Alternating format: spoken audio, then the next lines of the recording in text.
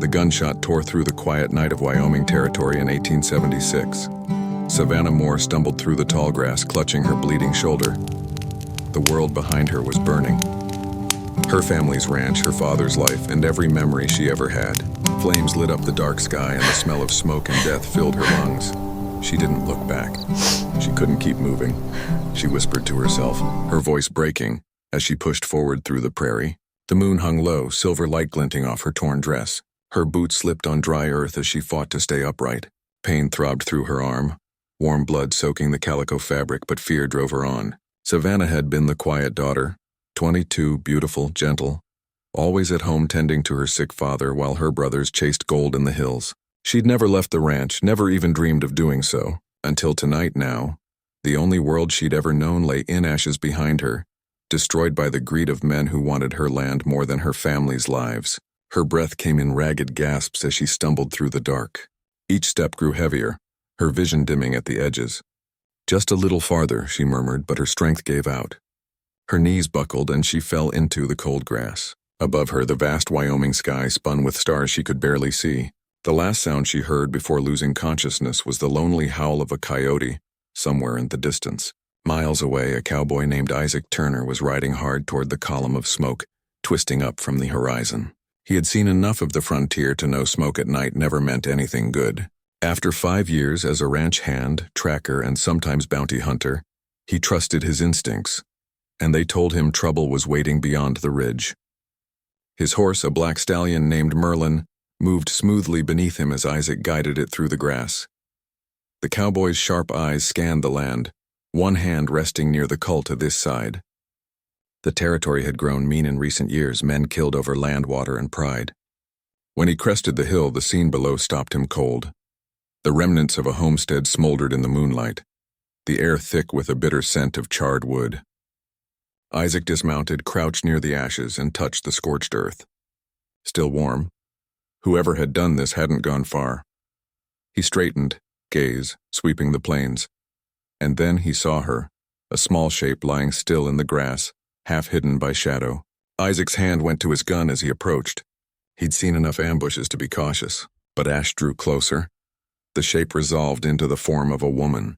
He knelt beside her, his breath catching when he saw her face pale, dirt-smudged, and streaked with blood. She was young, too young to be out here alone. "Miss," he said quietly, touching her good shoulder. "Can you hear me?" No answer. Only the faint rise and fall of her chest told him she was alive. He found the wound on her shoulder, blood still seeping through torn fabric. The bullet had gone clean through. She needed care and fast. The nearest doctor was a full day's ride away. "You picked a bad night to be out there," Isaac murmured, lifting her gently in his arms. She was light as a feather, her head falling against his chest as he carried her to his horse. Mounting up, he settled her in front of him, one arm wrapped securely around her to keep her steady. "Hold on, miss," he said softly. "You're not dying out here tonight." He rode toward an old line shack he remembered from his cattle driving days. A lonely one-room shelter used by cowboys when storms rolled in. The ride was slow, careful. Once or twice she stirred, whispering something he couldn't understand, then went still again. Isaac felt her blood soaking through his shirt, warm and sticky, but he didn't loosen his grip. "Before we begin, let's connect. Tell us in the comments, where are you watching from, my amazing people?" The shack appeared in the dark like a ghost, its walls weathered but standing. Inside, Isaac laid her on a narrow cot, lighting a single oil lamp to chase away the shadows. The wound needed stitching. He'd done it before on himself and others. He poured whiskey on the wound and she moaned softly, her eyelids fluttering. "I'm sorry," he whispered, threading a needle with a steady hand. "But it's got to be done." He worked fast, stitching the hole closed, his rough hand surprisingly gentle. When he finished, he cleaned the blood from her skin and wrapped the shoulder in a clean bandage from his saddlebag. Then he built a fire in the small stove, the orange glow painting her pale face in soft light. Only then did he take a breath. She was still unconscious, her breathing shallow but steady. He studied her face, delicate features, dark lashes against fair skin, lips drawn tight in pain. There was strength there too, he realized. Whoever this woman was, she'd fought hard to survive. When she finally stirred, the first thing Savannah saw was a timber ceiling she didn't recognize. Then a deep voice beside her said, "Easy now. Don't move too quick." She turned her head, wincing as pain shot through her shoulder. A man sat near the fire, tall, broad-shouldered, with dark hair and watchful green eyes. He looked like danger and safety all at once. "Who are you?" she asked, her voice weak but steady. "Isaac Turner," he said simply. "Found you out on the prairie. You've been shot." Memory hither like a wave. The fire, the men, her father's voice shouting her name. Tears filled her eyes before she could stop them. "They killed my father," she whispered. Isaac's jaw tightened. "I'm sorry, ma'am."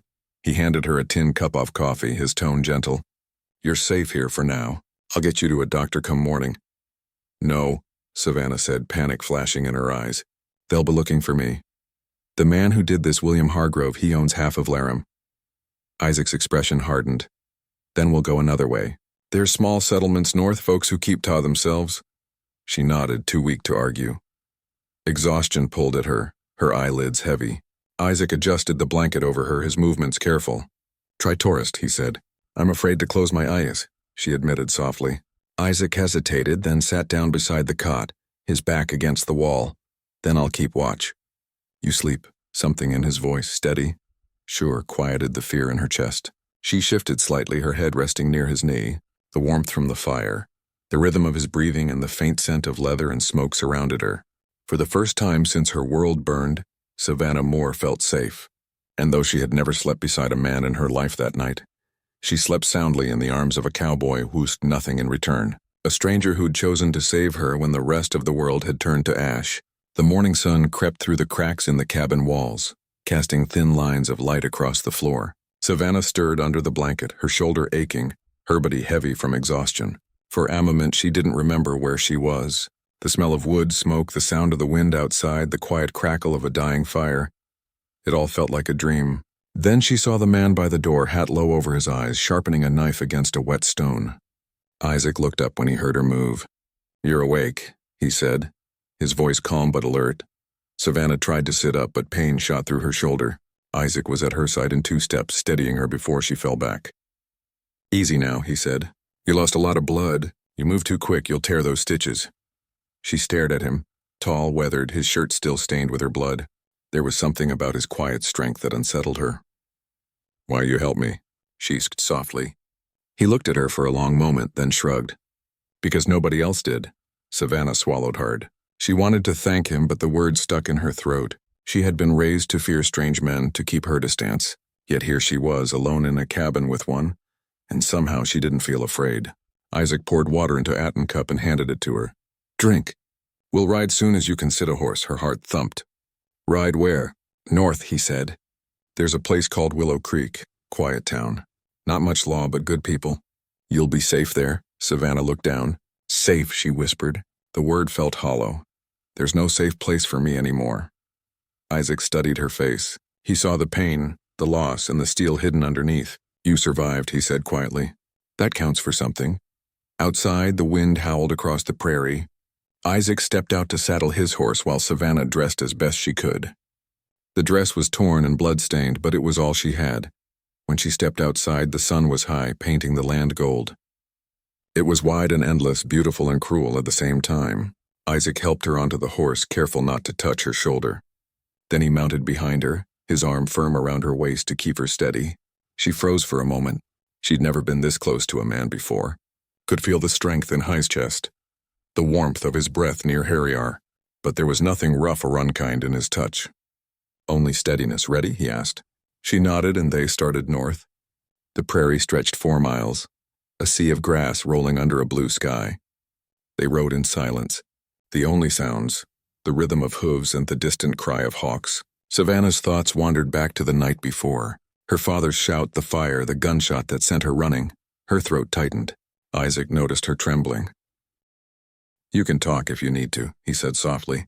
She hesitated, then whispered. "They came after dark. 5 of them. Harrow's men. He wanted Arland. Said there was silver under it. My father refused to sell. They shot him, set the house on fire."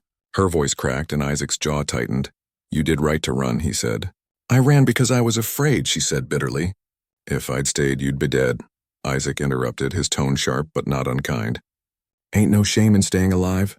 Savannah said nothing. The wind stung her eyes, but it wasn't just the wind that made them water. They rode until the sun dipped low, stopping near a creek where cottonwoods grew tall and silver in the light.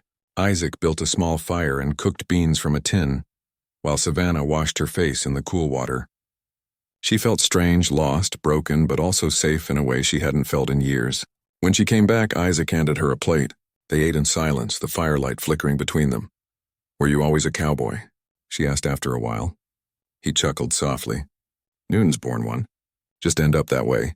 Worked cattle, hunted bounties, drove herds across Texas, seeing too much killing for one lifetime." She looked at him curiously. "Then why help me? You could have left me out there." He poked at the fire with a stick. "Because once someone helped me too." Savannah waited, but he didn't say more. The way he said it made her chest ache, like there was astery he didn't want to tell. The night grew colder. Isaac handed her his coat, but she shook her head. "You'll freeze." "I've had worse," he said, draping it over her shoulders. "Anyway, you need rest." She lay near the fire, listening to the wind whisper through the grass. After a while, she spoke softly. "I don't know what I'll do when we reach Willow Creek." Isaac looked into the fire. "You'll start over, folks, there. Don't ask questions. You can find work, maybe a place to stay." "And you?" she asked. He hesitated. "I'll move on, always do." Savannah turned her face toward him. "Why?" He smiled faintly, though it didn't reach his eyes. "A man like me don't stay nowhere too long." The silence stretched between them, soft and uneasy. She wanted to say something, to thank him, to ask him to stay, but sleep pulled her under before she could. Isaac watched her for a long time. The firelight touched her face, making her look peaceful, though he could still see the pain buried beneath. He shifted closer, laying his coat over her completely when she shivered. Then he sat back, gun resting across his knees, eyes fixed on the darkness. He didn't know why Heckered so much. Maybe because she reminded him of everything good he'd once known before the war. Before he'd lost himself to the emptiness of the frontier. The night stretched on, long and quiet. The stars above were cold and endless. Somewhere far off, a wolf howled. Isaac's hand tightened on his gun, but his eyes drifted back to the woman sleeping by the fire. For the first time in years, the cowboy felt something he thought he'd buried long ago, the faint, dangerous stir of hope. And as the fire burned low, he knew one thing for sure. He wasn't going to leave her. Not now, not ever. The storm rolled in before sunrise. The wind howled across the plains, turning the grass into waves of silver. Savannah woke to the sound of thunder, the air cold and wet. Isaac was already on his feet, packing the saddlebags, his face set in quiet focus. "We've got to move," he said, glancing toward the dark sky. "This storm's coming fast." Savannah pulled his coat tighter around her shoulders and climbed onto the horse. The wind whipped her hair across her face as they rode through the open land. Rain started to fall hard and cold. The sound of it hitting the saddle drowned out everything else. Hours passed before they found shelter, an abandoned barn near the edge of the valley. The roof leaked, but it was dry enough inside to keep them warm. Isaac led the horse in, then helped Savannah down. Her shoulder burned with pain and she swayed on her feet. He caught her before she fell. "Easy," he said softly, steadying her. "You need rest." "I'm fine," she whispered, though her voice shook. He looked at her, soaked to the bone, hair clinging to her cheeks, trembling from the cold. "You ain't fine," he said gently. "Sit down before you fall down." She sat on a pile of hay and Isaac built a small fire from what dry wood he could find. The orange light flickered against the barn walls, casting their shadows long and thin. Savannah watched him silently as he moved his wet shirt and laid it near the fire to dry. His back was marked with old scars, bullet wounds, knife cuts, stories written in flesh. She turned away quickly, her heart thudding. Isaac caught her glance but said nothing. He put on a dry shirt from his bag, then sat across from her. "You warm enough?" he asked. She nodded, though she wasn't. The chill ran deep, not just from the rain, but from everything she'd lost. After a long silence, she said, "I used to think the world was small. Just the ranch my father, the land we tended. Now it feels endless and empty." Quote. Isaac stared into the fire. "The world's only empty if you've got nothing left to live for." Savannah met his eyes. "And what do you live for, Isaac?" He didn't answer right away. The rain beat hard against the roof, thunder shaking the walls. Finally he said, "Used to be I lived for the next sunrise. Then it became the next paycheck. Now," he paused, his gaze steady on her, "now I reckon I'm just living to see you safe." Her heart ached at his words. "You don't even know me." "Maybe not," he said. "But I know what it's like to lose everything, and I ain't about to let that happen to you again." She looked down, her fingers twisting in her lap. When my father was dying, he told me to keep faith in good men. I didn't believe him. Not until now. The fire crackled between them. Isaac reached over, his hand brushing hers. It was a small gesture, rough and uncertain, but it spoke louder than words. Savannah didn't pull away.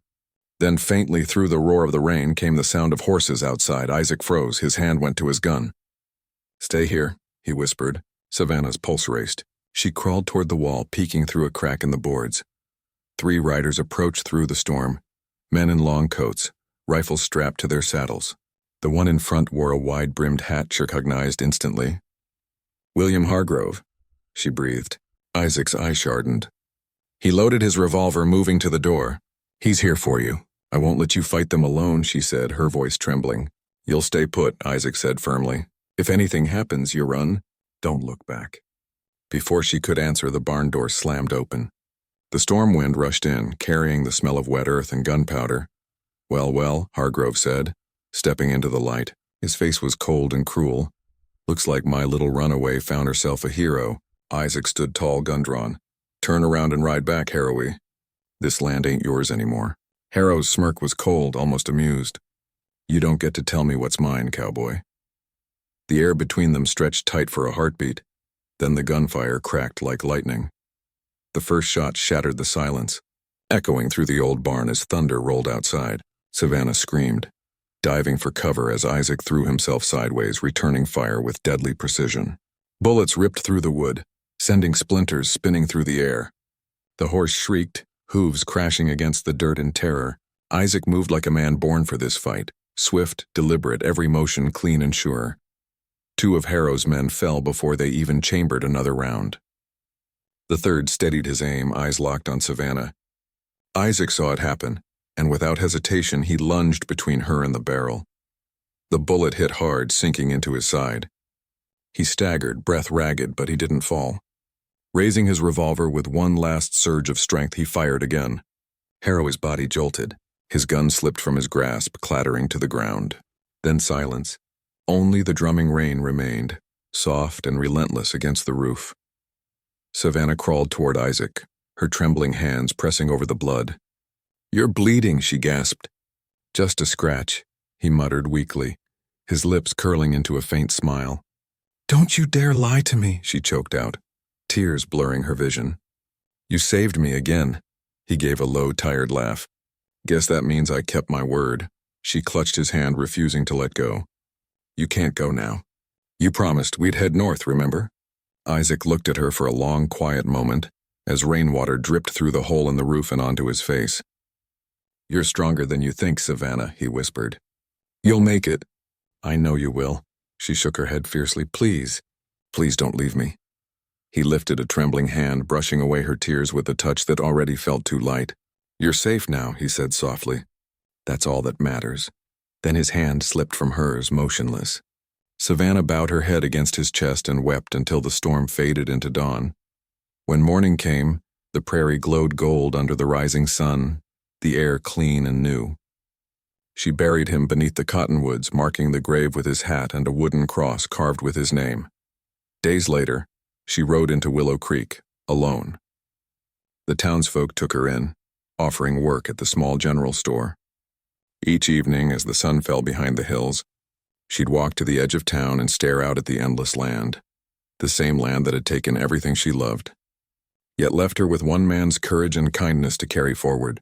She never saw Isaac Turner again, but she felt him, in the hush of twilight, in the stretch of wide-open skies, and in the strength she discovered each time she chose to keep going.